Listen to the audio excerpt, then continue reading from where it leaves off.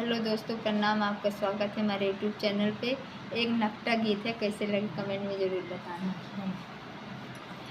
जानौरा जहाजिया पे चढ़ी गए, जानौरा जहाजिया पे चढ़ी गए।